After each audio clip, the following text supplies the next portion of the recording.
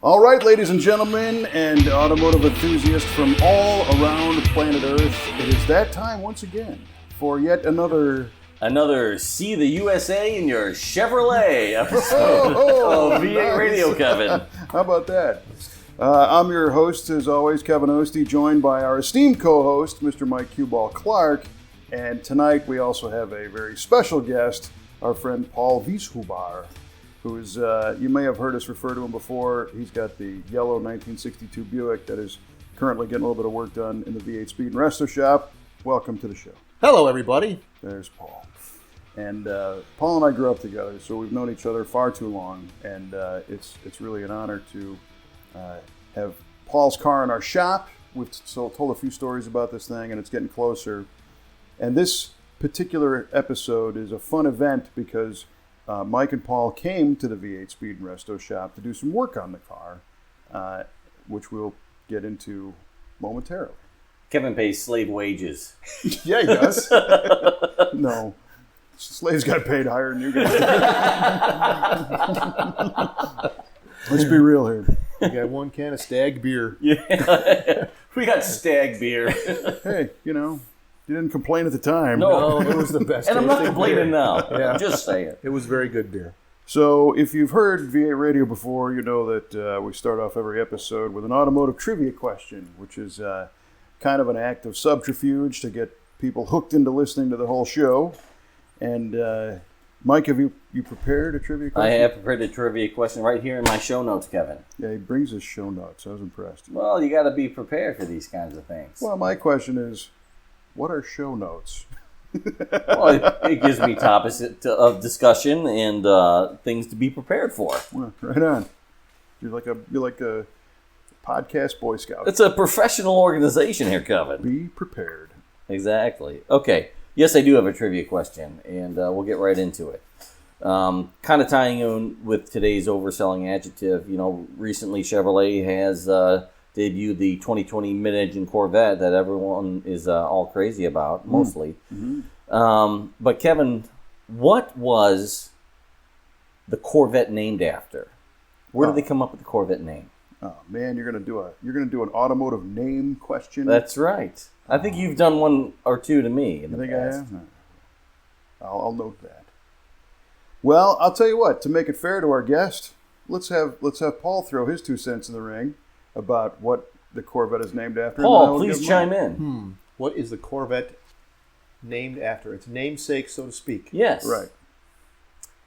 Well, I'm going to go with my first. They always say go with your first thought, and the first thought, they're few and far between. The first thought that pops into my mind is a ship, I believe. The Corvette is a type of ship. Corvette is a type of ship. A sailing ship, if I'm not mistaken. Don't ships. Not an airship, but a sailing ship. Not an airship. Okay. Not a dirigible. Not a dirigible. full ship. Okay. Just a ship. I believe that's all I'm going to say about that. Okay. Okay. All right. Paul says a Ship. type of ship. Like a sailing ship. Right. Not Sailing ship. like an actual, honest to goodness. Okay. Ship. Okie dokie. I believe. All right. That's my gut feeling. It's important to believe. It is. All right. Well, I believe that Paul's halfway there. Okay. A Corvette is a type of ship. Mm-hmm. It is a military ship. It is a small and light, maneuverable military ship that oftentimes led other ships into battle. And that's why they used the Corvette name, because the Corvette car was small, lightweight, maneuverable. And that's how that came about, is my guess. All right. So Paul says a sailing ship. Kevin says a small and light maneuverable Navy ship. Navy ship. Wartime stuff here. All right. Duly noted, sir. All right. Well, we will see. All right. Well, because, these ridiculous why is a car named question. That's a great question. You kidding me? It's very... It's perfect for what's happening now. Oh, it's perfect for what's happening now. Well, all right. I'll try one. Why did Buick name the Electra? Oh, What a stupid question! What a stupid, horrifying question. you're killing me. Automotive aids. Well, you know what? I'm going to throw that one over to Paul. Paul, what are your thoughts on the new this? guy. Paul's the owner of the plebe- 62 Buick the plebe Electra gets to go first. we worked on today, so I figured why not? You know? Why not? All right. I think I do have, if you'll let me ask a trivia question, I think I have one for you two guys. Okay, Yes, well, yeah, absolutely. You can To bring that. answer the Electra, why not name it? Why not? That was going to be 'Cause my it was- answer. Because it was electrifying. Because it was electrifying. It's Very GM. They nice. make up names and they take a real word and they take two. I They do that now for sure. Yeah, Electra. All right. Well, Well, that I was really- no I really help. have no That was idea. no help I whatsoever, got Paul. nothing. I'm afraid. It was the All Sabre right. and Electra. Yeah, I got nothing. I never ever thought about Yeah, that. yeah. See what Killing happens? me. Yeah, yeah. Okay, so Paul says it's electrifying. It's electrifying. It's electrifying. Yeah. Well, over there. Mike, what's your Oh, guess? my on, gosh. did you write that down, by the way, in your show notes that Paul said electrifying? I did say that, Right. yes. Good, Well, good. I did say why Electra, question mark. I've got the show notes. Electrifying. I don't have show notes here tonight, so That's all right. That's All all right, right. Michael. I have enough for both of Hit us. me with it. Why did Buick name the Electra the Electra? Yes, sir. Well, Kevin, here's the real reason why. oh, the real reason. Mhm. They had a marketing meeting, Ooh. GM did, and somebody says, we need a name for this new car, this big car. And someone says, let's call it Electra. And I don't know what the hell I'm talking about. That's very enlightening. Why Electra?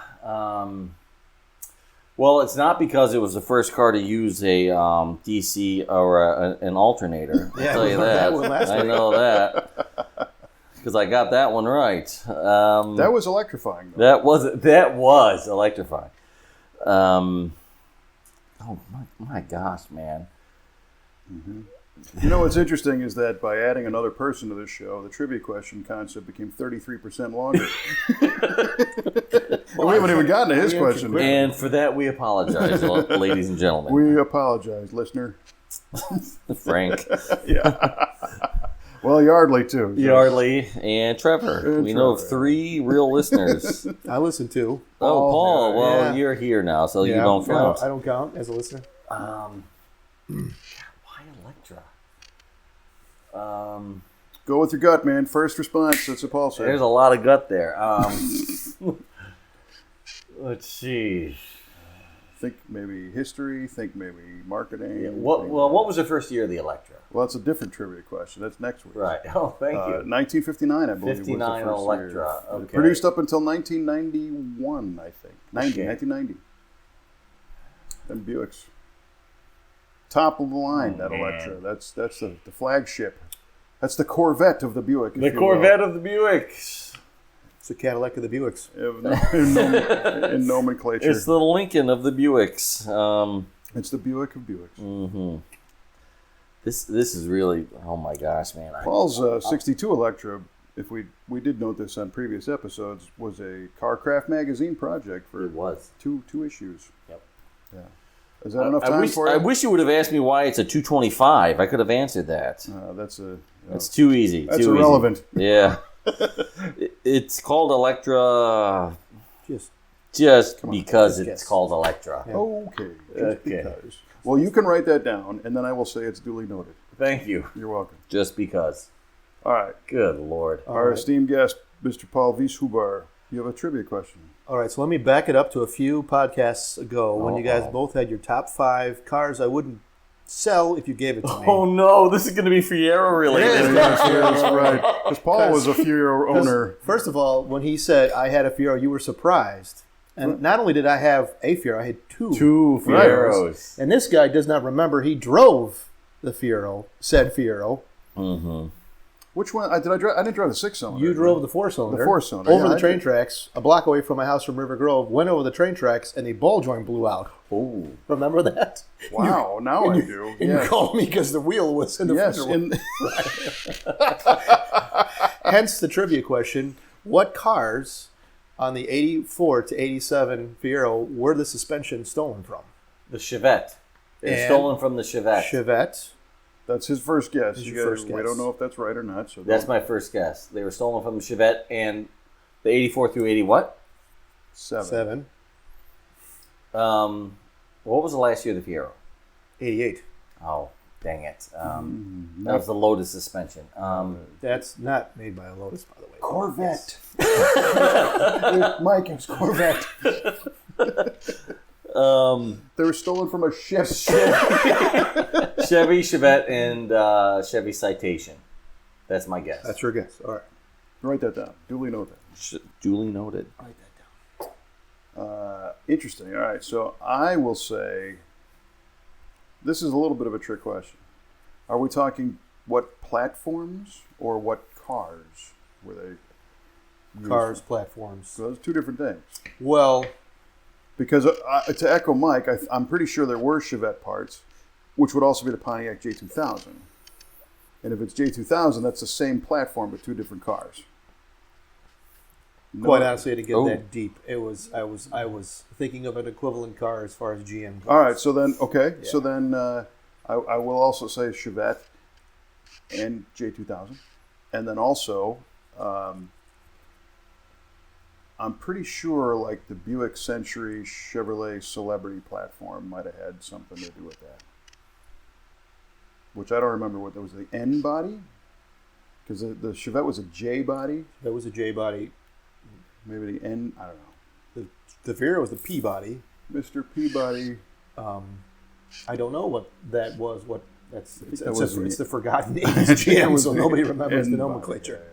Well, that's my guess anyway. The Celebrity. All right, Kevin says Buick Century and slash. Yeah, but now Chevy I'm thinking Celebrity. about that, and I don't like it And- as an answer. Yeah, because Well, you those- did I don't pick like my Electra Chevette answer. as well. well, the Chevette, I like that answer. Yeah, I like that answer. I don't too. like the N body because those All were right. all front drive, and the Fiero was not.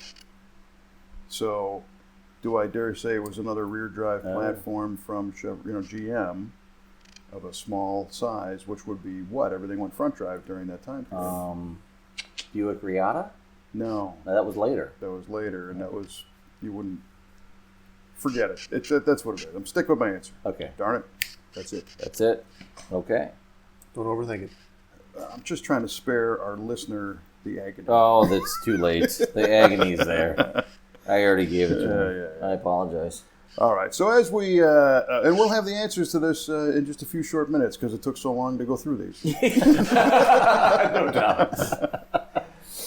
So there is a lot going on in the world, and Paul and Mike. So maybe I don't know if this is known or not, but sure, a lot of our listeners know that when we record the V8 Radio podcast, Mike is a solid 300 miles away from myself. And Paul is 315 miles away, so this is normally a distance thing. But you guys came down to the shop to do some work on Paul's car for the weekend, Correct. which I thought was fun. It was liberating. It was a great time. Liberating. It really was. I mean, I don't get to do this kind of work. I don't get to do work on my GTO very often. And I'm always hounding Paul to help him with his Buick. He never takes me up on it. You didn't get to help me put on the trailer. I know. finally get to help him. Yeah, he needed help putting his car on the trailer. Does he call me? No. I live 10 miles away from the guy. Yeah. No. Well, No call. What can I say? I'm really sorry. I didn't know that you wanted to push your car in the trailer so badly. But next time, I want to help my bros. I appreciate it. No, I honestly do appreciate it because it was a lot of fun, and I felt honestly sometimes felt bad because of the amount of work we did today. But it was a lot of fun. So it was great fun. Are you kidding it me? was good. well, in the past, it was over a year ago now. Both you guys came down and we did a welding school. Yeah, that's and right. that That's was, right, yeah. On a V8 Radio podcast. And this time, we actually made some stuff. So, as we were doing some work on Paul's Buick, and mind you, this is not a complete restoration project. This is, let's get this thing back on the road so you can drive it around and enjoy it. And we had noted that there was a little rust hole. It's a clean car, and it's not very rusty, but there was a little hole in the floor. And I thought, hey, maybe we can have you guys come down and do some floor repair work on this thing. And that way our shop's not doing it, and you can learn that experience of making a patch panel and whatnot. But then as we got more closer to the visit, it dawned on me that I think that floor repair is going to turn into a far bigger job than scratching the surface. So I thought, well, what would be fun? The car is going to get converted from factory air conditioning to a vintage air system, which meant that the factory airbox hole on the firewall and the factory heater hole would need to be blocked off. So let's fabricate some block-off panels. And I think the process was pretty cool. You guys got a chance to go through the design, the concept, the design phase, and then actually make the pieces. So, yeah, we sure did with the help of with Jonathan and Tim from the shop. They really gave us their experience and helped us shape those block-off plates to really look right inside on that firewall. And they did a great job and really helped us along. They were critical. They gave us that key moment we needed to really move this forward. Well, the big piece of advice, right? We had the cardboard templates initially. Yep. Make it in the cardboard. Yep. Because I think you and I both probably be like, well, it's close. We'll start cutting some metal. Let's just cut some metal. We'll fix it in the mix, right? Yeah. But really getting it right with the cardboard really was important because we came across so many things that we probably didn't realize were there at all. Yep. And once we finally got it correct in the cardboard, because then making the templates out of the cardboard took the entire It took a long time, evening, right? Yeah. And that was easy to work with. Yeah. Can you imagine trying to do that with the metal? And we started over on the cardboard template, at least one of them. I think we did 3 of them for the one hole. Yeah. So, yeah. That was... Well, I think that's why I brought it up. I mean, that's an important thing. A lot of people approach this stuff and they're like, oh, sure, make a piece of cardboard and cut it out and cut some holes in it and, you're done. And then they make that out of steel. They transfer the cardboard to steel, and then the steel doesn't fit because they didn't make the cardboard accurate enough. And when I say accurate enough, I want the holes punched. I want you to physically bolt that piece of cardboard to the car, because if it's got a little wrinkle in it, and use all the bolt holes. Don't put one in one corner, one in another, and say, oh, it's good enough, because it might distort. And the fun thing was, on the top particular piece, these guys designed it, and Tim and Jonathan had some design pointers, but you guys did the vast majority of the work.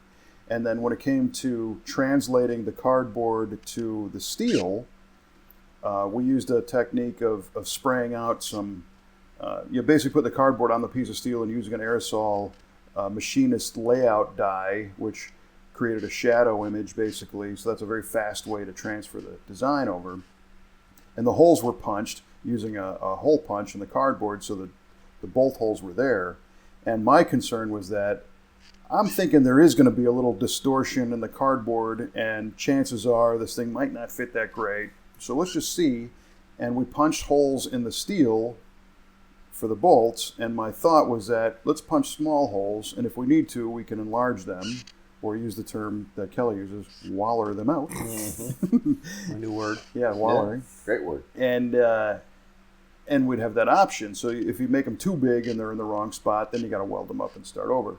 And I was very pleasantly surprised to see the steel translation panel be put against the firewall, and the bolt holes were like perfect. I was surprised too. Well, I wasn't surprised, fellas. Let me tell you what, because we're industry guys and you know what we're doing.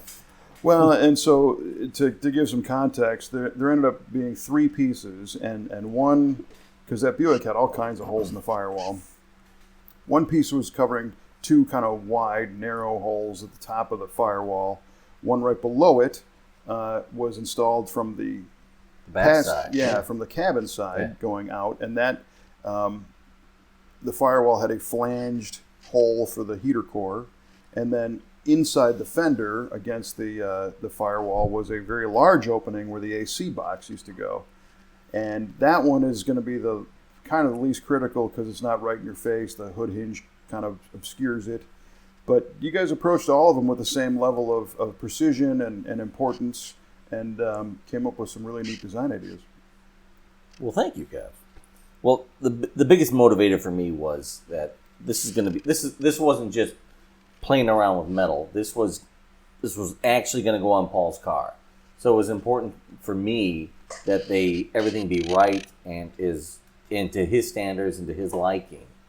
Because when you open the hood, this is what you're going to see. You're going to see these block-off plates, and you want them to look right. You want them to look good.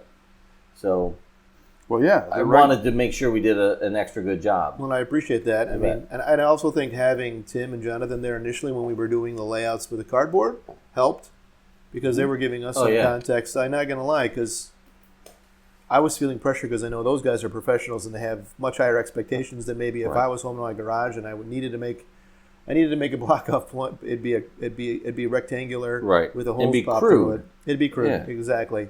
But with them giving the suggestion, saying, "Okay, take a step back. You also take a step back. Look at the other parts of the firewall, and look and see what can you pick off of that. Is there radiuses? Are there grooves? Are the lines? Right. Make it look like GM put it in there. Exactly. And along with your lines, there are some really big holes because the air conditioning unit is really big. I mean, I'm assuming they're expecting some leakage because the air conditioner.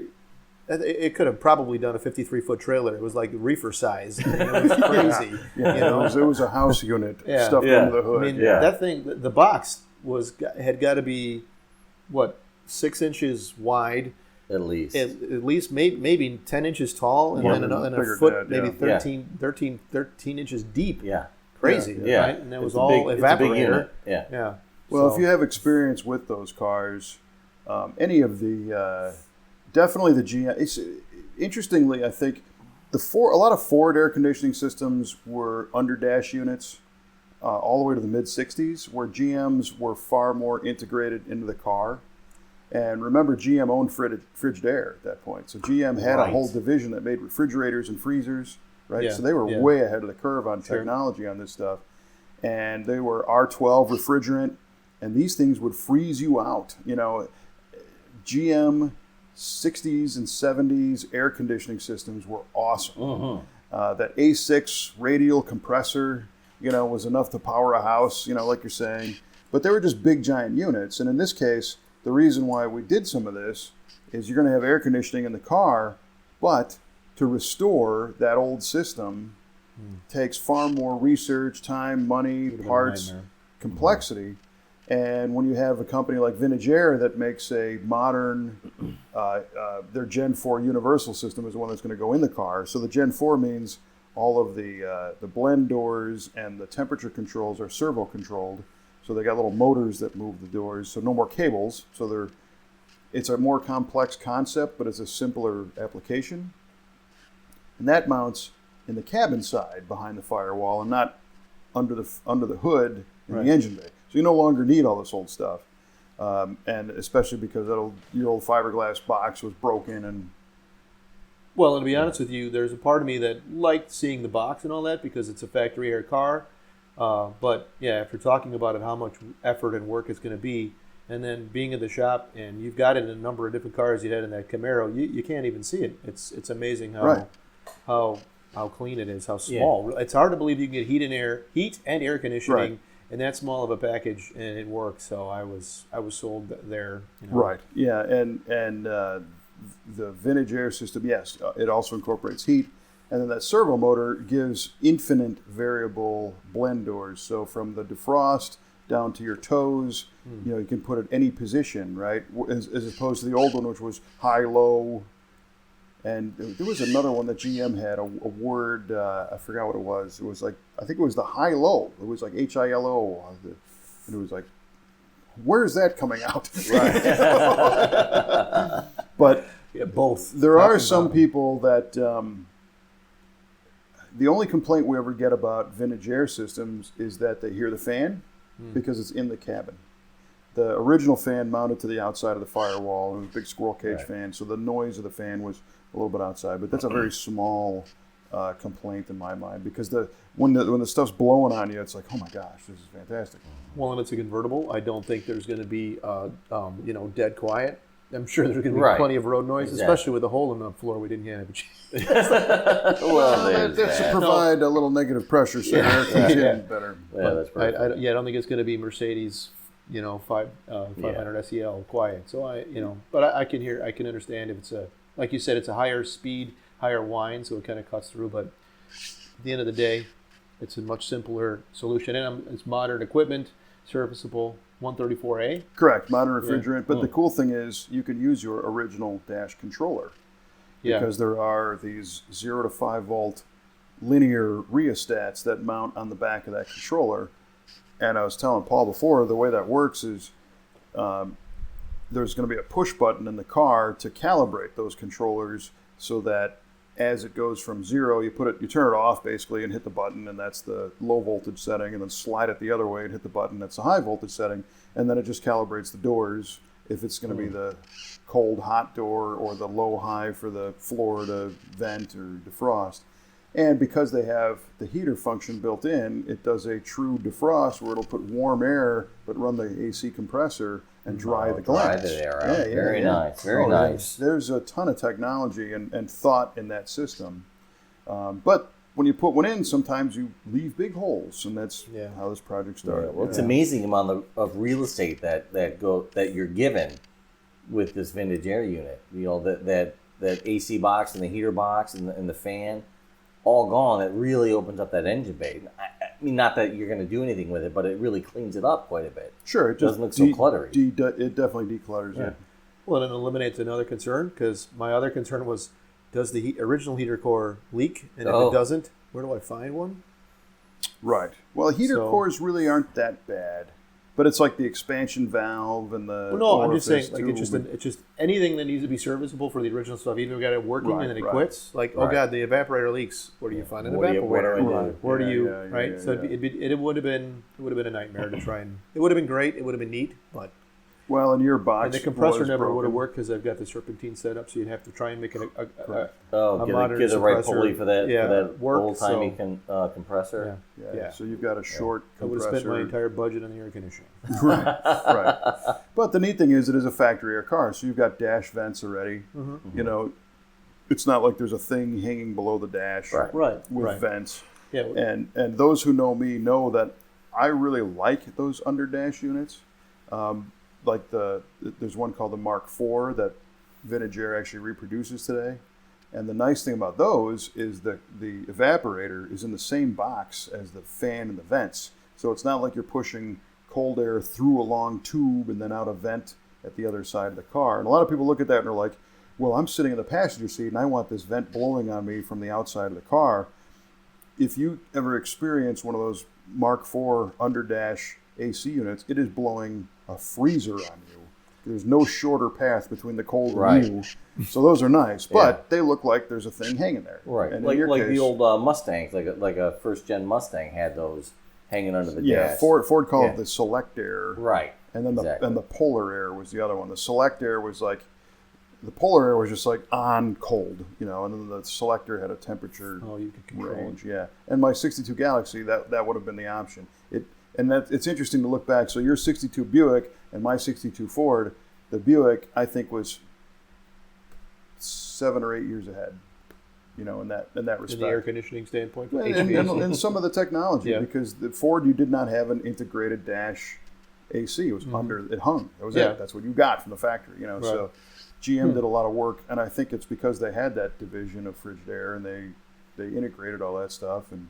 They were the technology leader at the time. So now the Vintage Air unit will use your factory ducts and just have a unit tucked up underneath.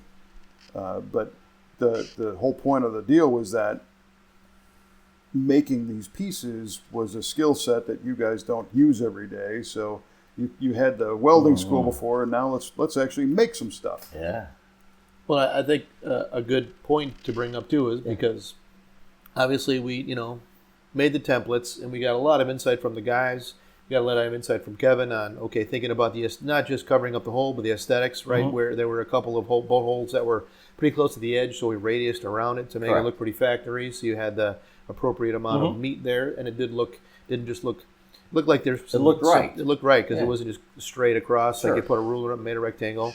And then the other interesting thing, right, was that he mentioned having some putting in the bead roller, right, to create some dimension to it, some third dimension, and that was That was a lot. That was key. really made it really look. It put it over the top. Right. It stopped being some guy in his garage just having to put a functional plate there to actually being aesthetically pleasing. Right. And looking like it belongs there. Mm-hmm. That's the difference. Exactly. Well, and of course, Kevin stepped up and ran the B-roller for the Kevin flange. did step up and ran the B-roller for us. We did not have the guts. We're too scared to do it. I mean, this is a one-time shot, man. Well, and of course, having being at V8, having the tools at your disposal was a huge deal. It's fantastic. Yeah. Well, it makes it doable, and like we were talking about before, and again, this was another VA radio topic a long time ago about if you're going to do a project, I like to start Saturday's project on the previous Monday to make sure that if you're going to need sandpaper, you got it, and if you're going to need grinding wheels or the parts or whatever, because you'll burn your entire day chasing that junk down, and then you didn't get anything done. Yeah. All we got to do is drive to Redbud. Yeah, just come to the shop, right? Come on over. Well, I think that's like probably the last point, right? So we got here Friday at 1, had some food. Yeah, like 1:30. Yeah. We started, the shop was kind of winding down at around 3:30. Yep. Worked till what? 6? 6? 6. Yeah. Then came at in the morning. Probably put another 8 hours in the morning. The two of us easily, maybe more, probably closer to 9. Yeah. So. That's 18 plus the original, Plus the original 3 or 4. Yes, times 2. So what is that? Almost 40 hours in of this fab for these 3 block-off plates. It really puts the appreciation of how much effort goes into it. Because Kevin would come by. He was doing some other stuff. It was the two of us really, and obviously you helped us when we got to the metal part, doing with the pull max and the bead roller, but. We were scratching our heads. We were taking our time. We were not working at top speed, but at the same time, it really gives you an appreciation of the amount of time it takes to do it right. It really, really exactly. It's a lot. I think a lot of people don't appreciate that, and we certainly can now. I can appreciate it now. Yeah, and I mean, I appreciate it to some extent because I know how much time it takes, which is why the car's here. Because I know after having conversations earlier, past years, Kevin's like, "You're never going to get it done." And wanting to have it rolling and driving is why. Well, I never said you're never going to have it done. No, I mean, done, I'm exaggerating. That's what I'm hearing. But, it's just the amount of hours it's going to take. I don't have those kinds of hours with family and work.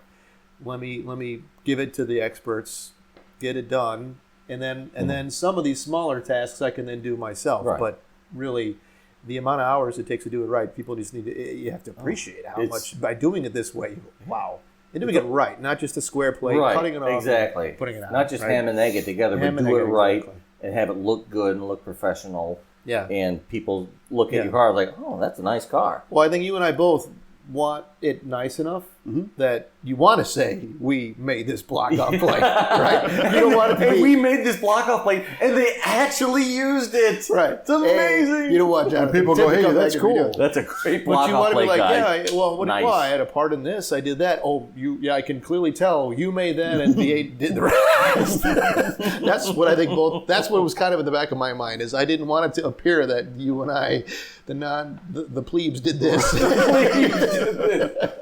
or worse, you guys make something and then next time you see it, it's totally different completely because you were worried that Jonathan was going to remake the thing and put it back in the car.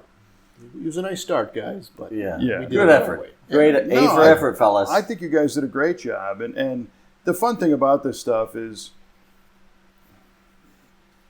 I still maintain that with a couple of tools and some persistence, anybody can do this, but it does require some direction and a little bit of guidance because it's not something people do every day.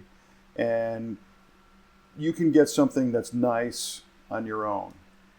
Now, to do something that's going to be like way over the top, it's going to take you years of doing these projects over and over again and being second nature to the Mittler bead roller and knowing how to, TIG weld perfectly and use a whole bunch of tools and get specialty tools and have a design sense to make something that looks really cool. And there you're talking about like the stuff the rest of our shop makes, Jay and the Fab Shop and our guys are really good at it, far better than I am. I mean, I was never the world's greatest fabricator by any stretch. Kelly was able to put a team together that really does this stuff well. And then there's people far beyond us, Rad Rides by Troy. It's funny when they'll and now you guys have been through this. Open the hood on some of their cars, and you will see a relief in a piece of steel that goes around a curve. So it's not just a bead roller putting a pattern in a flat piece of steel. It's a raised relief that follows a three-dimensional curve line. And it's funny because as soon as you try this, then you go, oh my gosh, that's for real. And some of this stuff I know is done like in spite of everybody else. It's like, pardon the expression, but this piece is like, screw you. Look, right. I only did this because, Because they can. Because they can. Yeah. And so the layperson opens the hood and goes, oh, wow, hey, cool, yeah, look at that. And the people that have tried it, they're like, oh, damn. Oh, my God. Yeah. Holy God. Hats off to you, because Right. that's serious. Yeah. Well, and let's be honest, we all get into the hobby because we enjoy doing these things with our hands. And we obviously enjoy cars, and like you've talked about before, you have the experience, whatever that experience is, you get in a fast car and getting moving around and having that visceral. But there's that visceral feeling of also, hey, I made it fast. I built the motor. Right. I put the rear end in it. I tuned up the trans, and it shifts hard. Yeah. But, there's the mechanical side of it, but there's that aesthetic side. And, you get into the little bits of putting the things together, and then all right, I'm going to finally do a car. And I think that's where I don't know if it's, the industry or whatever, but it sells it a little short because, you read the 3-page magazine where the guy did the entire Camaro, or and you just, on one hand, it's a great thing because it gets you into like, I'm going to do this. I'm going to bite off this giant project because I can do it. Oh, And then you get into it and you really realize the amount of work. And there are many, many people who pull it off. Now, I wish I had the time to pull it off, and I don't. But that's really what makes you appreciate the craftsmanship of those kinds of people, because when you do some of it yourself and you see how hard it really is to put it together, just on the most minimal level, so that it isn't offensive. It isn't offensive. And then It doesn't you look tell like somebody put scrap on that it. it's art, then you really Yeah. can. You really have a yardstick of how the measure, this to that. I guess is not a really great way of putting it, but you can appreciate that 3-dimensional piece that Sure. they cut out. Yeah. How much effort and what For sure. how much work it takes to be able to that level, right? Yeah, and it's a lot of work, it's a lot of experience, but then the other thing is the persistence of maintaining that level all the way through. Of course, yeah. True. Because you could get halfway through and go, Just throw the rest of it together. The front end of your car looks great. The back half looks like it was in a fire. Yeah, and that's where we are very fortunate at our shop at V8 Speed Resto, because we have a team that understands that their quality level and dedication is at the top of their ability the entire way through the project. Right. So at the end result, and the three of us had chatted about a concept. So you guys are buddies and also a customer, and this way he came down. But I really think it might be fun to allow the opportunity for some of our other customers to come on a weekend, hang out, and make a part for their own car that they're hiring us to build, so that they can be part of it, and they can point to a piece and say, I made that, and maybe learn a skill or whatever, and maybe it's they work with Jeff, our painter, and they spray something, or maybe it's they work with Trevor and build something, or work with the fabricator Jay or Brett and do something, or work with me and get lost in boring stories about NASA. But they, like what you guys walked away with, is the appreciation of the time, Sure. And we have a lot of customers who get it, who've built cars in the past, and they're like, this takes too much time. I don't have the time, so I'll have you guys to do it. But we also have customers who say, I built cars in the past, why is this taking so long? And the difference is the car that they built in the past might not be to this level. Right. And our guys are operating on a level all the time, of that level of quality. So I think it might be fun to bring one of those people in and say, you absolutely built some great cars in your time, but let's go along for the ride on this one so you can see why you hired us, and you can experience that, and you might have a deeper appreciation of the time it took. Exactly. To that point, there's a lot of guys like Paul and me out there that really have the desire to want to put that top level build in their car, but A, we don't have the time. B, we don't have the tools. We don't have the equipment. We haven't had the training, and we just don't have the know-how. Skill set. We don't have the skill set, and to be able to come down to like a shop like the V8 Speed and Resto and kind of really get exposed to that. Today was a real eye opener for me. A real eye opener as far as the level of quality that goes into all of these builds, starting from what is typically a real pile, and bringing it up to show quality standards. It blows my mind the level of skill it takes to achieve that, the time it takes to do that. It's unbelievable. That's a good point, right? Like you're looking at these cars, the quote-unquote pile, because you bring in a Camaro or a GTO or whatever, and it's all rusted out, and it needs quarters, it needs fenders, it needs floor plans, and like, okay, yeah, they're stamped, whatever, we'll just put it together. Right. They don't fit right. They don't. No. They don't all just. It isn't just a puzzle. It isn't paint by numbers by any means. Sure. No. Right. No. You talk about that floor plan on the GTO, right? Where it's not Yeah. even the right stamping. And you got how many hours you got to just to make it. Making it right. Yeah. Yeah, that was a 67 GTO where the trunk floor stamping was, I think, basically patterned after a Chevelle trunk floor, which had a different step in the back, and we had to figure out a way to put this relief in this panel to make it look right and fit right, and it took some expensive tools and skills to do it. But what I really think is cool, and I don't know of many circumstances where you can do this. I'm trying to think of like, a home builder, right, or an artist that's painting a picture. If you hired somebody to build a house, they're going to build your house. They're not going to let you come over and help lay the brickwork if you've never done that before because you think it's cool, Yeah. And if they did, they're going to be like, yeah, just go stir the mortar and then I'll take care of the rest. I'll do the rest. And today what we did is allowed you guys to not only have some hands-on, but at the end of the day, the pieces you guys made were tip-top. They were great. They were great, very cool-looking stuff. Thank you, Michael. Thank you, Paul. Yeah, hey, thank both you guys because you experienced a little bit of what goes through. You got some input from the team about a little direction. Tim had some great ideas on shape and all that jazz, and Jonathan did too.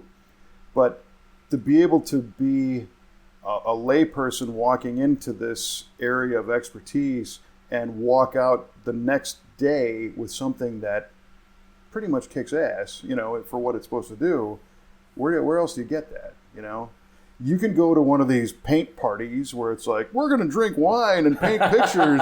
And it's like, boy, they all sucked. And the instructor was wonderful, but everybody else just did this crap, and there's no growth there. Right. Or appreciation. So I'm very happy with how this all went down. And I think it's neat to be able to share that.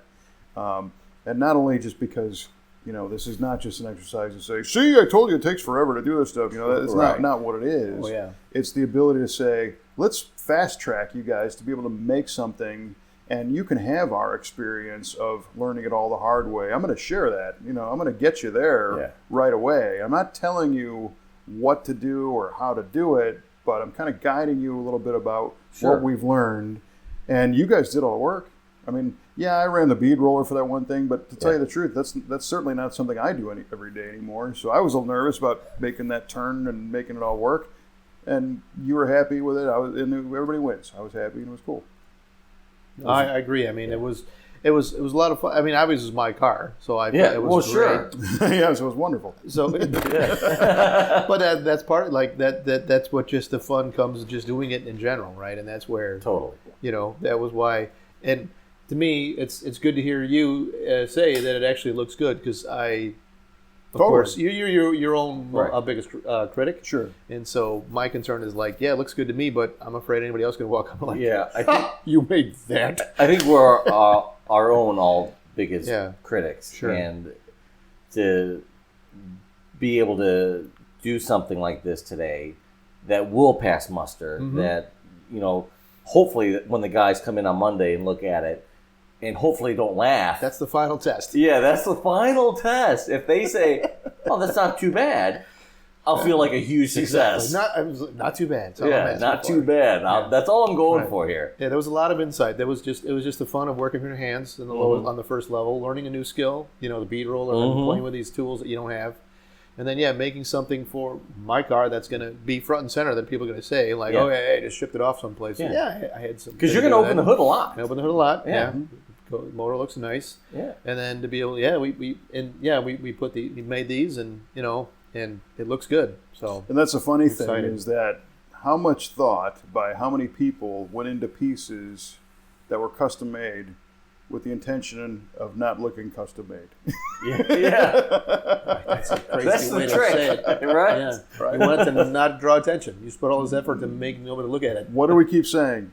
Want to make it look like GM made that. Yeah, exactly. Because if it didn't look like GM made it, and if it looked like it was all hacked together, Right. it would be blaringly obvious. Well, it would look like 1985, and you have the giant chrome Yeah. water hose going on. Yeah. With Oh, yeah, the chrome flex hose. flame. Yeah. Oh, yeah. So All the Pet Boy stuff. to kind of describe the pieces, so the one block off plate for the heater core, we put a step in it, so it mounted from the inside of the car, and it kind of pushes outward through this hole with a nice radius step, and then there's also an X rolled into it for not only for appearance but also for strength, because that's a standard procedure that the OEs do of making a panel stronger. They stamp some kind of an X or cross or something into it. And that was one. The piece right above it is largely flat, but it's got an interesting shape that follows some contours and has the right holes and everything. And it was important to look at the whole firewall and say, well, what's happening on the other side? Because we had the urge to add some ornamentation to that piece, but we all landed on, well, the other side doesn't have it, so it doesn't really need it, And one of the lessons that we learned a long time ago, and we kind of stressed to our team, is that you're working on a specific piece, but you have to consider the greater context of everything happening under the hood, so that one piece doesn't look like super bad and the rest of the car looks stock, or the rest of the car has one design theme and your piece is different. So it's always important to consider both sides. And I thought it was great, and Mike picked up on it. I had given you guys that kind of speech of, let's look at the driver's side before we make this passenger side piece. And a couple hours later, when you enlisted the help of Tim, our body man, to give his eyes on this thing, and he goes, well, the other side doesn't really have that. Yeah. So he knew it. The vision is shared, Sure. which is, to me, I thought that was great. I was very grateful to Tim, because he gets it, and to have everybody on the same page is a challenge in itself. And these guys they're on it. Yeah. I don't have to worry about it. Yeah, he knew right away to look at the whole thing, look at the engine bay as a whole. Right. We really Right. were listening to him. What's that? So we were listening to Tim, but we didn't really pay attention to Kevin. So Well, I was just talking. It's just like this podcast.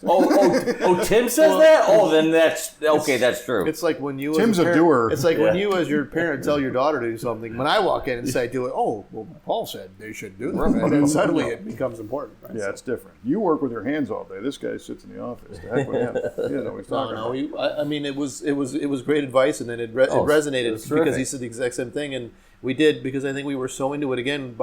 Even though you told us at the outset, the 2 hours had passed, it kind of had drifted off, and we're just we are just Hyper focused exactly on that one piece, because it was a complicated fit around that silly shaped hole. Yeah. And geez, boy, we wanted to put all kinds of filigrees and fancy stuff.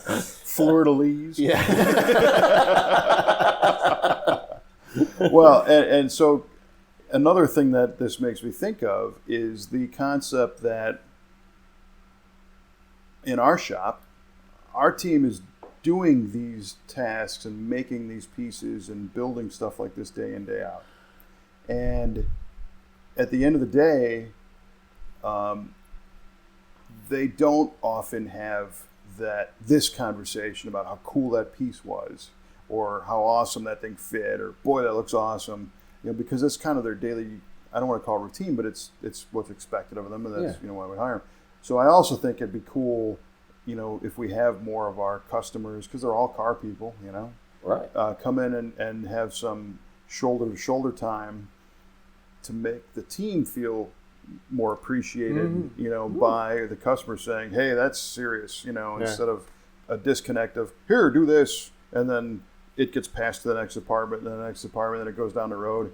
And so Kelly and I try to make sure that our team understands that everything they do is very important and appreciated, but you guys were, in the trenches at the same time, and I think that was pretty cool.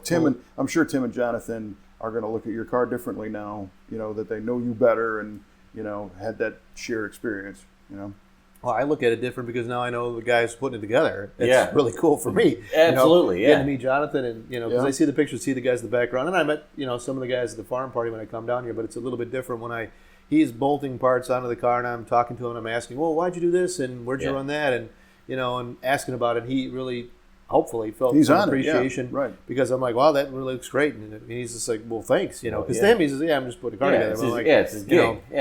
It's his gig, but when I'm saying, wow, I really appreciate that you're taking the time to do this right, I think hopefully that kind of resonated with him a little bit. So, well, you're the customer.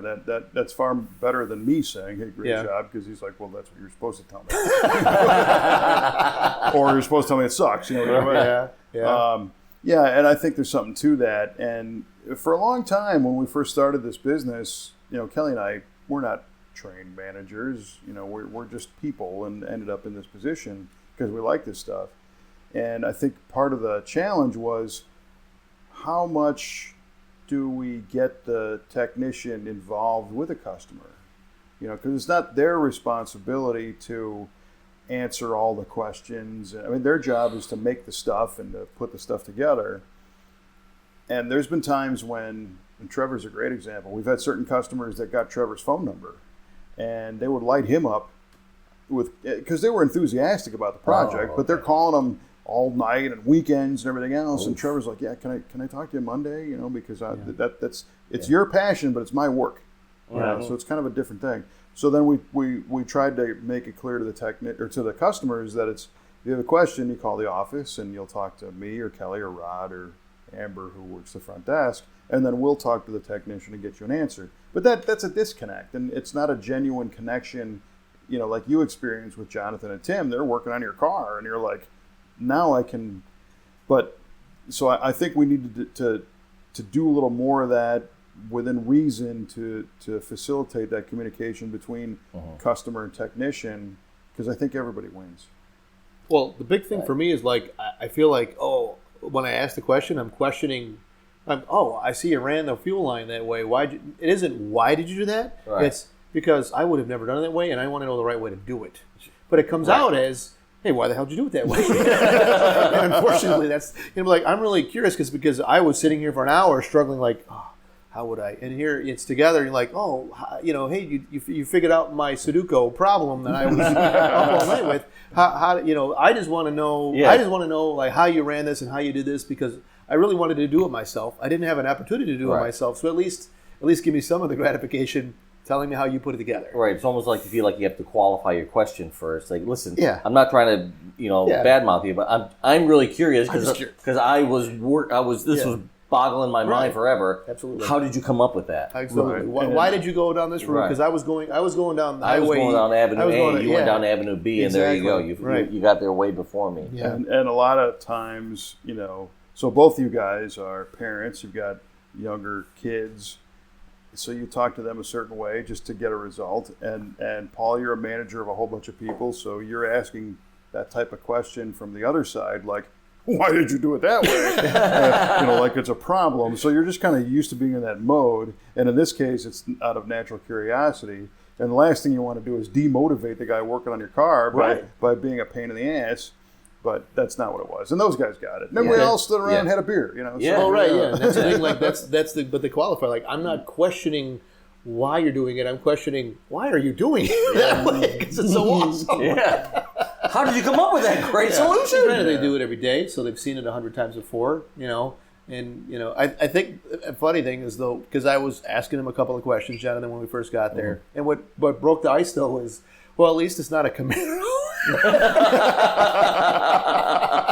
And he's like, yeah, you have no idea. And I think we get, so that got kind of the level. And then I'm like, hey, I'm really interested. How did you put this together? And then we started talking and loosened up, and it was great to be able to pick his brain. That was part of that 45 minutes while we were kind of getting our act together to start, and you guys were finishing up, just to be able to ask him a bunch of stuff. Just if that was all we did, would have been enough for me to come down here for. So maybe there's a way to work that in too for customers, because, like I said, I was hands-on. I had every intention of doing this car myself, and it does. There is a part of it that really pains me that I'm not doing it myself. You know, like I didn't build it myself and all that. I appreciate. I have the opportunity, knowing Kevin my whole life. We got a guy. We got a guy, right? Yeah, well, because it'd just be rotting in my garage otherwise. Yeah. So I mean, that's, you come to that realization that if the ultimate goal is to get behind the wheel as soon as possible, you need some help. And there was that whole big built not bought movement, where it's like, oh, you're a credit card guy, you just pay somebody.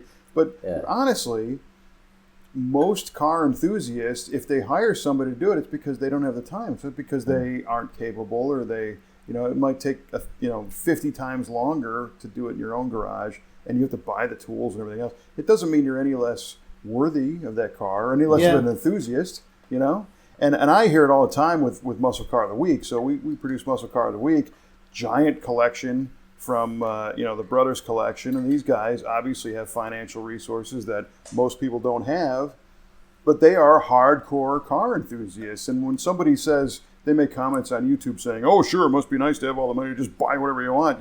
These guys aren't enthusiasts; they're just buying cars." No.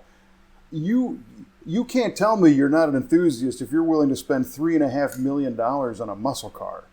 That's an enthusiast. That is an enthusiast. Right. That's another level. You buy, and these guys, a Hemi Cuda convertible is, $3.5-4 million, and they've got a room full of them. Right. We calculate, I think they own 30% of them that were built. Oh my goodness gracious. Yeah. So, but now we're getting back down to our weekend here, and dealing with Jonathan.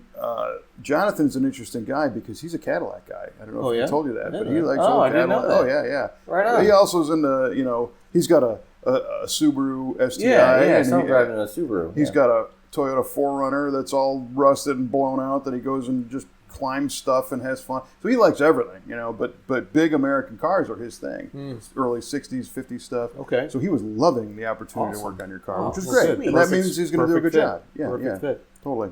But going, the build it, bought not built stuff. Like, you're not an enthusiast because you didn't like. That's, I don't know if there's any other hobby that has that sort of.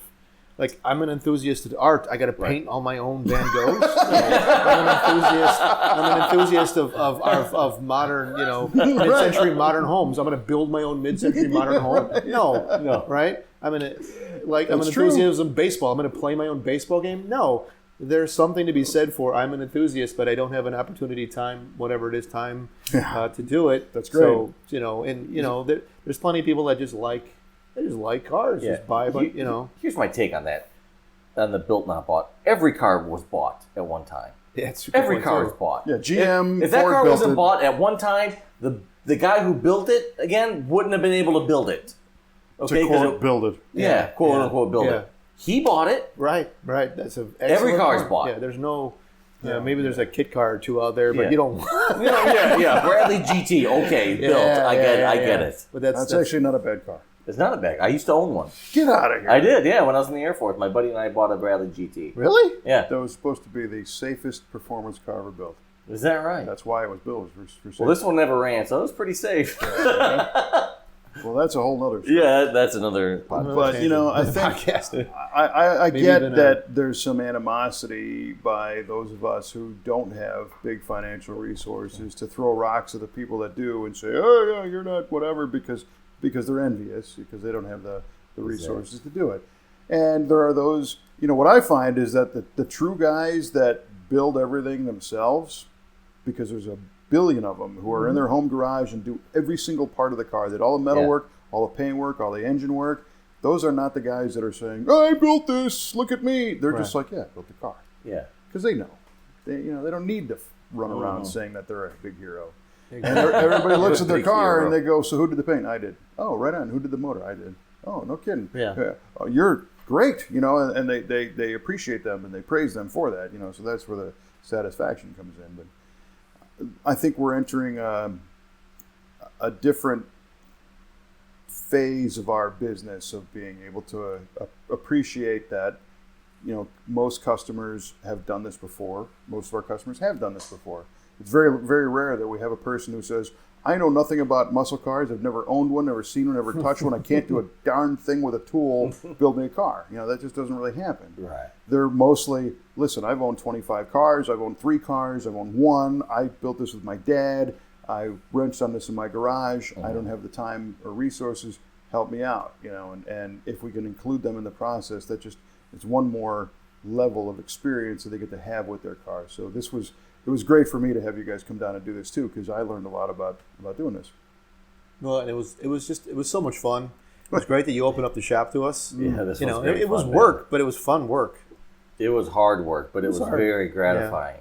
Yeah. I mean, again, it gave us a real appreciation for what it takes to really build one of these. Oh, yeah. And we did like 0.00001% of that car. No, not 0.000. But because you can see it. Yeah, you can see it. You're right. All right, 0.01% of that build. Well, now, and it took us 20-something hours. 40 if you double it, because there's 2 we did of us. the math. Right? There was a lot of hours. There's a lot of hours involved. 40 billable hours, which I saved, by the way. Yeah, right. You're welcome. I think you owe me lunch. Would you forget your buy wallet? it yet? Yeah. Well, so we were at the Casey's. I bought you a sandwich. I appreciate that. The great thing is next weekend, when you guys go to the Cars and Coffee or the local car show and a guy opens his hood and you're going to be like, hey, that's great. Yeah. Hats off to you for getting that done or doing it or whatever, Mm-hmm. Well, but okay, so here's an interesting thing though, right? So I will never forget when you built the Malibu for your cousin Don. Yep. And he brought it to the car show in Elmhurst, right? So the car show in Elmhurst is similar to the one that's in Plainfield, right? They shut down Wednesday Elmhurst. night, maybe suburb of Chicago. Yeah, right. Suburb of Chicago. I'm sorry, and maybe 75. It's around the world here, man. I appreciate that. We are international. Yeah, Paul. international. These guys in Australia don't know where Elmhurst is. I'm international. You're a different kind. You work understood. Yes. Anyway, where was I going with it? Oh yeah. Donnie. So Donnie's car. Donnie. So there's 100 some odd cars show up, and some are late model and a lot of early muscle cars usually have a theme, Pontiac Night, whatever. Mm-hmm. And Don's car shows up, and people just flock to it, and you look at the car, and the people around like, wow, this car is so nice, but like it was funny. I heard people like, it's so clean. Like nobody could come up with the words why. Why is this car nicer than 124 other cars here? It was just so much better because it was just so right. That is a complete success story. And it goes back to what you say. It looks like GM made it, but clearly it's custom. Clearly, like there's no. And then he starts pointing out, oh yeah, well Kevin ran the lines through the fender, so all the air conditioning lines are all the, you tuck the bumpers in, but it's so subtle, and it's so clean, and it's so right, and the paint is so flawless because there isn't anything wrong with it. You can't point anything wrong with it. So then suddenly you have no point of reference. Sure. But it's like, is it like a It's little bit better? Is it a ton? It was a ton better, but you couldn't figure out why. So many people were just so blown away by. I can't even put into words why it was so much better because it was a pro built car, really. Yeah. And so hats off again to your shop. And that was back in the days before you had the big shop at Redwood. We were still on the farm shop. Farm. Yeah. So and that's a testament to a team that cares, Sure. because they cared to take the time to keep that quality level up on all the details. And like you say, there's no singular one part that made that car cool. It's not like it was a Hyundai Excel with a Hemi in it. A big black Chevette. Right.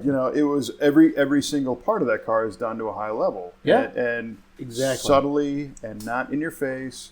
And the more you look, the more inviting it is to try and find something else. And I'll tell you about that car. 2 weeks ago, Don had it at a car show in Delavan, Wisconsin, which is down the road from Lake Geneva. And I don't remember how many cars he said were there. A lot. And he took a third place trophy from the youth judging. really, So the kids singled that thing out and gave him an award, which I thought was really awesome. Sure. because that's the honest. There's no predisposition about what's better. There's no what's politicalness going Yeah, on. no, They no, it's a they cool like car. that car. They're voting Yeah, that car. yeah. beautiful So- color, beautiful Yeah. car. Right. And that's what we're all going for, is to try and get the next generation excited about this car, and they are about his, So his car is I love that car. It's a His win car everywhere is a around. winner. Yeah. He took the words out of my mouth. It is a winner 100%. It just looks right. It's like when Yeah. you picture muscle car, that is the car you picture.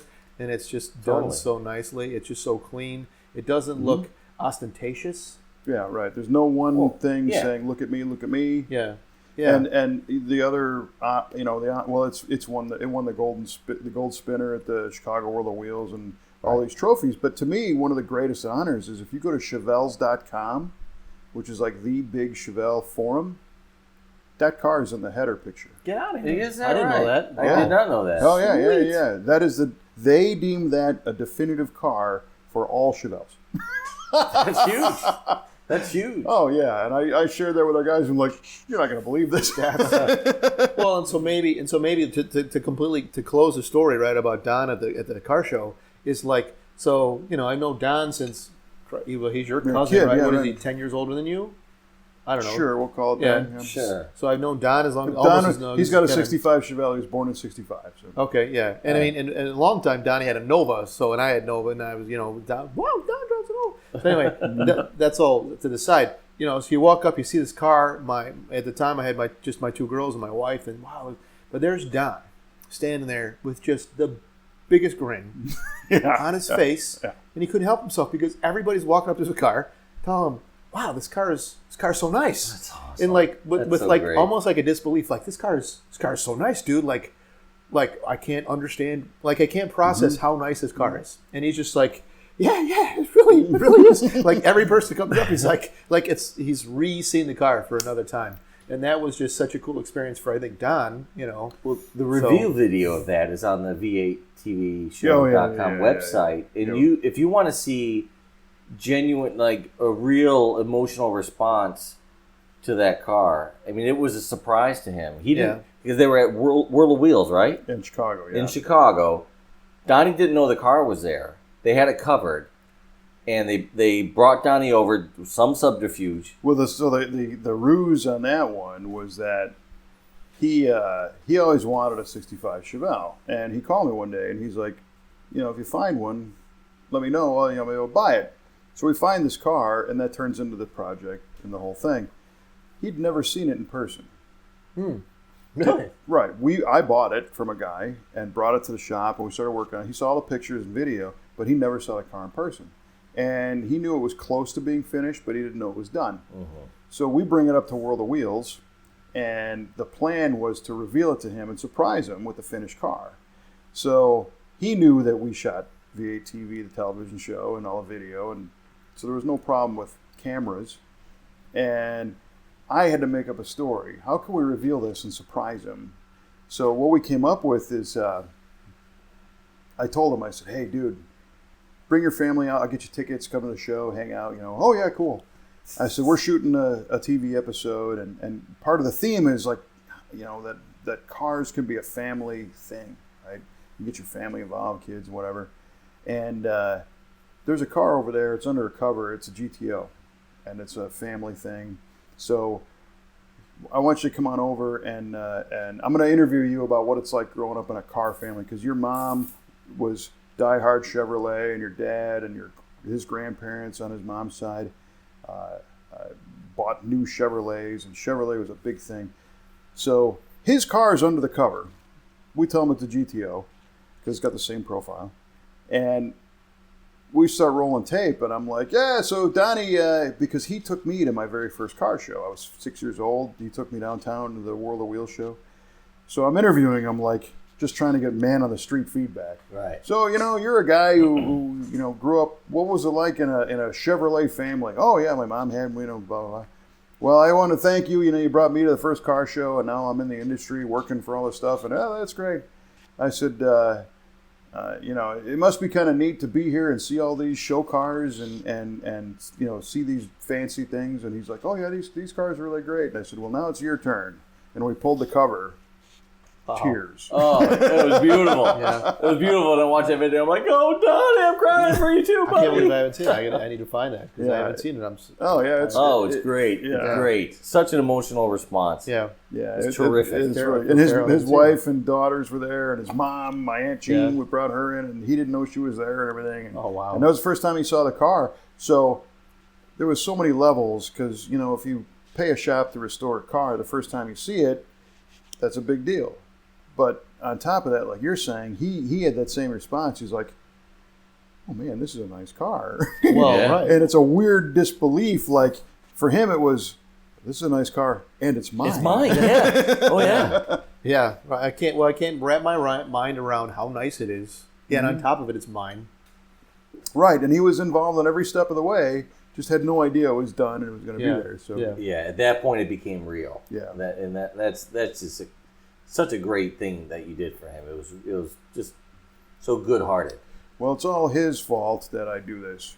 Yeah. Well, so my Aunt Jean, his mom, got me a subscription to Hot Rod Magazine when I was like 7 years old as a Christmas present. And that was like That was it. downhill from there. Yeah. You know, that's how it went. So That's it, man. I had a subscription to Popular Hot Rodding. I think when I was 10, and that really bit me as well. So. Yep. And the first time I went to World of Wheels was Don took us. Right. Yeah. We Probably were the next in- year, or 2 years later. No, because it would have been. I would think we were in third or fourth grade by that point. But So 10 or 12 or Yeah. something. Very So- nice. and the Nova, he had the Nova at the time. Yep, It was the a orange 73 Nova. 73 Nova. Yeah. So it was like That you know, left a mark. Yeah. No. Absolutely. And that's why we talk about how important it is to leave that mark on Yeah. somebody else. Right. You know? Which is why I wanted to get the car done earlier so that I can take my kids around in it and drive it, and hopefully they get part of the bug and enjoy it. You know, because it's just when we were kids, they were only 15 or 20 years old, so it wasn't that big deal to see a Camaro or a Malibu or a Chevelle or a GTO driving around. It wasn't that surprising. I mean, people still drove them as daily drivers, but now just seeing one is like, oh my gosh, look at that car! Yeah. It's 40 years old. Wow. Yeah. You know. That is pretty neat when you see a cool little car driving around. Right. Yeah. It's crazy, right? In my case, or 60. I can do the 62. math right now. It's too much. Yeah. Yeah, A well, little too much stubborn 50 German. something, like 58 years old, something like that. well, 57. I'm just happy that it all worked out well, because the opposite would have been you guys came down and burned 2 whole days and there was garbage. It's like, oh no. Kelly, we're going to need a lot more 20 gauge sheet metal because Mike and Paul used Like it Paul all. just burned it all Yeah, up. and I was no help, and it all Please took a order time. more Scotch-Brite pads. But put it on Paul's bill. Make sure you bill on that. So pictures of that are on our website. You can go to vatvshow.com/photos, and there's a big list of all the cars. Look up the 62 Buick, and you'll see the closeout panels these guys made that were done by theoretical amateurs with professional results. So it was very cool. Well, we're industry guys, so We're well of course it was going to come out good. I mean, what do you expect? There's no doubt. It's what we do. It's what we do. Yeah. No doubt about it. All right. Well, we've bored our listeners long enough. They're waiting for the answers to the trivia question. Ooh, Mike, trivia. you got your show notes there? I got my show notes right here. This guy's got a book and everything. That's right. All All right. right. So tonight was a triple whammy. 3. Count Triple them. up. 3 trivia questions. 3 trivia questions. All right, Kevin, I asked you and Paul, I asked you both. Where did the Corvette name, where was it derived from? And Paul said it was a small ship.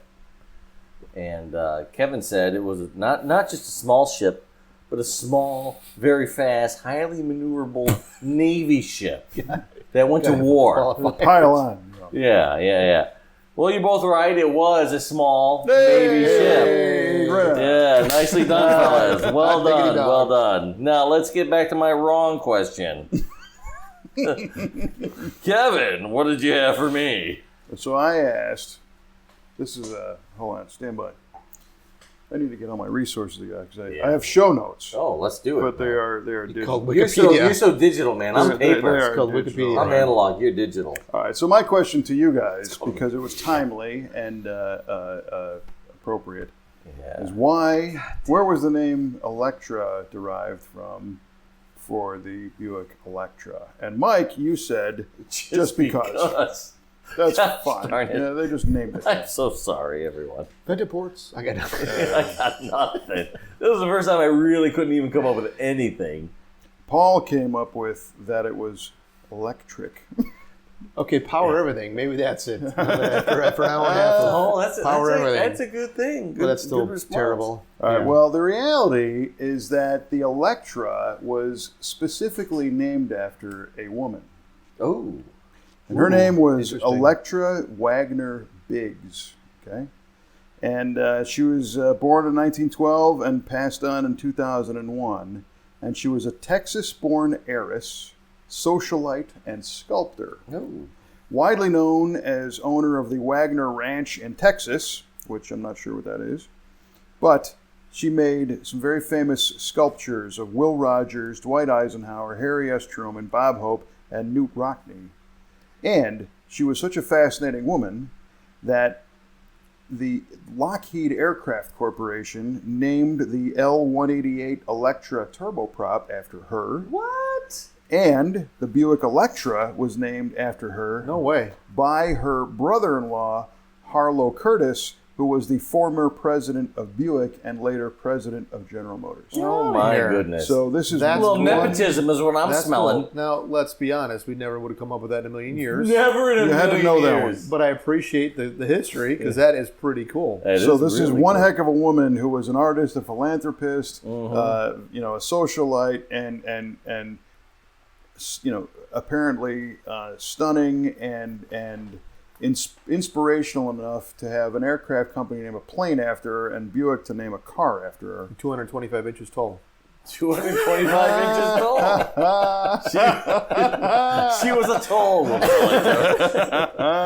So the other thing I thought was fun is that her name was Electra Wagner Biggs, B-I-G-G-S, and here in the state of Illinois, where your car lives, the license plate B-I-G-G-S, Biggs, is available in an antique plate. So it is? That might be an interesting name for that would be pretty cool. And then the three of us would know what it means. Yeah, that's all. That's all we need, man. So, all right. That's that was a really great question, Kevin. Thank you for enlightening us with that. Well, yeah. Time. Mm-hmm. And Paul, our guest host, had a question too. What was... what suspension parts? The suspension parts. What cars did they steal the suspension from? The 84 to 87 Fiero. Because, yes, we wanted to bring in the story about Kevin forgetting the broke the ball joke. Where my response was, it was making a funny noise for like 3 years. And it finally took a crap when I drove it. You broke my car. You broke my car. How What'd dare you do? Well, it tore the fender. It didn't dent it, right? Because it tore the plastic. Well, it's composite. So it actually ripped. It's composite, which is GM for plastic. GM for plastic, yeah. So yes, you each of you said, I believe, the Citation and the Chevette. We said the Chevette. Yeah. Oh, you said the Chevette and the Citation. I wrote it down in my show notes. I'm sorry. Kevin said the Chevette / J2000, as well as the Buick Century / Chevy Celebrity. Which then I said, half retracted because I understand those are fun. I said, let's get this right on the record. On the record, Chevy Chevette, Chevy Citation. Right. Which you are completely correct. Oh, man, he wins. Yes. Very good. Congratulations. See, I won last time, so he made sure to come up with a question that I couldn't get.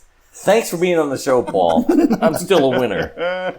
You're always a winner in my book. Well, yeah, because the suspension that everybody says Lotus designed in '88 was actually designed somewhat, well, I don't want to say originally, but that was supposed to be the original design for the Fiero, but they cost reduced it, took the front wheel drive car, flipped it 180 degrees, took tie rods, and just made actual just pieces of steel for the solid rods, which is why the bump steer is horrible. And it's so crazy, it's so bad, especially if you trail brake into a turn, because I used to autocross one, right? Not that you would know anything about that.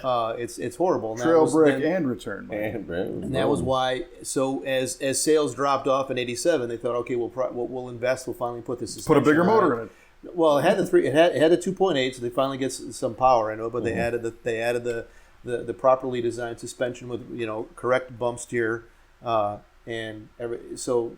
and the expectation also was going to have power steering, right, originally, with the redesign, but that actually died. They killed the car before they could actually get the power steering working. And it had correct ball joints, right? Yeah. Yeah. Well, that's I had good bread. Yeah. Well, I'm talking about an '88, right? So it was heavy duty at that point. It was originally a Pontiac design and done, and then they obviously did spend all that money, $30 million, I think they did in the suspension, and then killed the car like 6 months later. Oof. So but it was originally the J2000, which was the equivalent of the Chevette. Yeah. And then what was I guess I don't remember what the Citation version of the Pontiac was, but it was the Phoenix. The Phoenix, that's right. Yeah, because actually Jill had one, remember? There's a there you trivia go. question. There you go.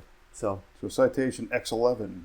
Yes, right. Yeah, It's yeah. 11. Oh, how about that? So that's my no show notes. Nice. In a second, Very in a heartbeat, nice. come Yeah, up with yeah, my. yeah. Outstanding. There Well you done, go. Paul. That he's been sitting on for a number of episodes. If they can only ask me a question, Fear man, I'd blow owners their of the world, minds. unite! Yeah. Right, there you go. How dare you?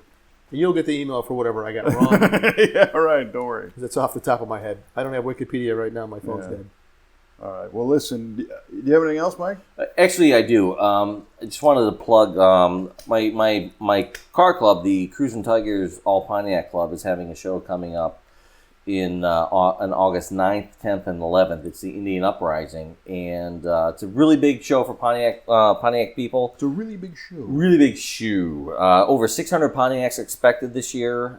It's the 50th anniversary of the Judge, 50th anniversary of the Trans Am, 35th anniversary of the Fiero, Paul. Hell just yeah. for you. Hells yeah. And on Saturday, you can meet Lou Santiago, who's going to be there. He's also going to be a special guest judge on Saturday as well. Who's a great guy. He is a great guy. Good friend of the show. And Friday night has their mega cruise over like 750 cars show up. Any makes, all makes show up. It's at Pheasant Run in St. Charles, Illinois. Which is a beautiful place, by the way. It is a beautiful place. So, by the way, your fellow club member, Mr. Paul Weinstein, has invited me to be at that show. Right. And unfortunately, I can't make it because I'll be at Bonneville. Oh, well, yeah, if you're drop going to be that. somewhere, I got to be Bonneville. you're going to be at Bonneville. You know, so which- nonchalantly. Which has a Pontiac Oh, tie, by How the way. about, yes, it does, I'm not as a going to be matter with of the car fact. Bonneville. I'm going to be in the place the Kevin- car was named after. Kevin's really a closet Pontiac fan. We all know it. I'm not closet. I'm an open Pontiac fan. Nice. And I've been to the Indian Uprising before. It's a great show. It is. It really is. A lot of very nice people, a lot of great cars. And you should go if you're in the area. Appreciate that. Well, if I'll be there. if Mike calls me, maybe he'll give me a ride up there. We'll go, man. Okay, that's a date. We'll go. We're going to be there. There you What go. day is it? What's date? What? August 9th, 10th, and 11th. Yeah, August outstanding. 9th is Friday. Couple weeks. That's the mega cruise in. Saturday and Sunday is when you want to be there for all the Pontiac. Bring pictures of your heater blackout thing. When somebody's Shop telling it around. I'm Maybe you can gonna make print it and make a sandwich board. I made this. well, good God. that's great, and your car club has been very supportive of our show, and we appreciate that. bet. They listen to it and share it and all that stuff. So thank you. They're the 5th and 6th listeners, I think. Yeah, Paul's a listener. He's actually a subscriber, so thank you, Paul. Right on. All right, well, guys, this was a lot of fun. I'm glad we did this. It's been a little bit longer of an episode, but I think it's well worth the price, because free and worth it, as they say around 6. Free and worth it. And you're listening to V8 Radio on whatever source you listen to it on, so I don't need to tell you that you can find it on iTunes or Google Play or Podchaser, PodTrack, the TuneIn Radio app, Spotify, any of those. Stitcher. Stitcher, VARadio.com. But we did have a gentleman who said, hey, could I just straight download this to my phone? I think you can do that right off VARadio.com. That's the best way to do it. And then you don't have to sign up for any spamming nonsense. On like a landline? Yes, on the landline if you want. But if you do go to VA Radio, you're more than welcome to sign up for our spamming nonsense, because we have a thing you can do that there, and then we'll send you all kinds of stuff. Please and thank you. Yes, and at this point, driveincruise.com, you can learn more about our drive-in event that's coming up very soon, and we will go from there. So, ladies and gentlemen, thank you so much for listening. Here's to you on VA Radio.